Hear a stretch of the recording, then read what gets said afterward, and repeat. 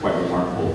And perhaps that's a good segue into a certain agorist business that many of you have heard about, called the Silk Road. Does anyone here not know what the Silk Road is? Okay. The Silk Road is one of the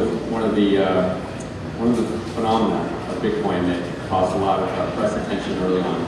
And basically, it is an online website where people can buy illegal drugs of any kind, and you pay with Bitcoin exclusively, and the drugs are shipped to you to your mailbox at your house or wherever. And obviously, this is quite revolutionary to just be able to hop online, buy some heroin, and then arrive at your doorstep. And it really was a first use case for Bitcoin before anyone had really heard about it. And right after this story broke, there were U.S. senators basically obviously denouncing it and saying that they were going to go shut this thing down. 2 years later, it's 10 times the size of what it was before. And probably Silk Road is the largest scale agorist business in the world right now. And it's growing. It's going all over the U.S. So that's proven that basically a business can operate on top of cryptography, on top of Bitcoin, completely outside the reach of the government. And any average person can log on and order goods from the site. So that's been pretty exciting to see. On the topic of agorism, there's also increasingly a number of people around the world who work for themselves. And I'll let Michelle talk about this, but Bitcoin now allows freelance people to really start operating wherever they wish. So, tell people basically what you're doing and how you're working currently with Bitcoin. So I've been writing for Bitcoin magazine for about the past 2 years now, and basically one of the best things about my job is that I can do it from wherever in the world that I want, and everyone else in the magazine is also working from basically various different locations around the world.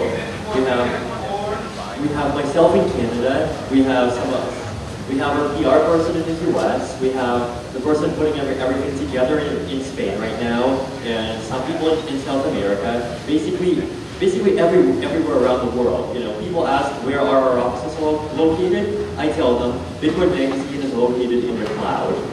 Now, this is really revolutionary because we really haven't had businesses that are sort of based internationally to this scale before.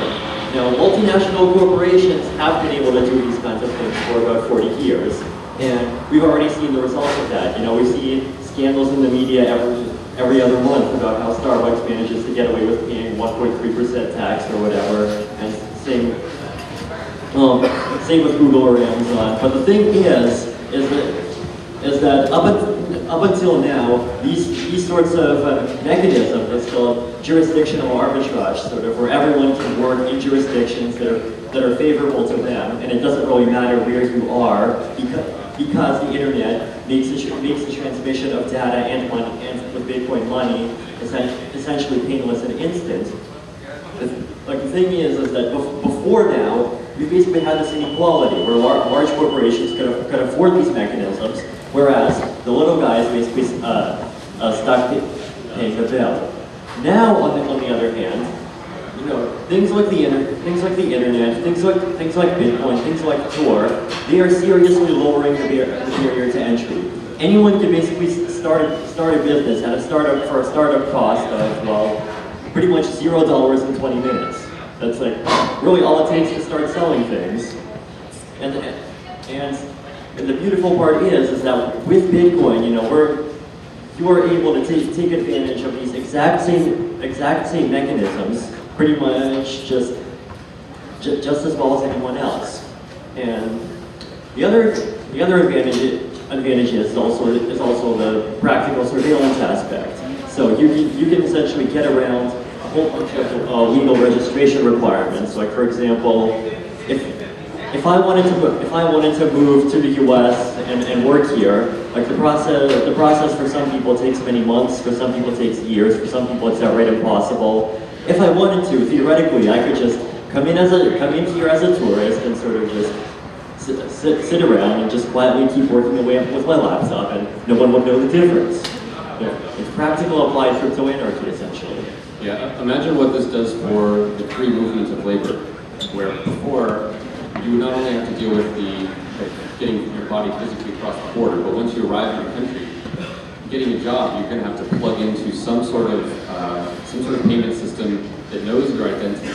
So whether you're signing up for a PayPal account in some country, or you're trying to get a bank account so that you can get paid in your new location, that becomes a gateway and a checkpoint where they find out that you're not supposed to be in the country. It's a huge barrier. Now that barrier is totally gone, because no longer do you need to plug into any of those systems that require your identity. You can get paid now without revealing your identity from anywhere that you choose. Even better.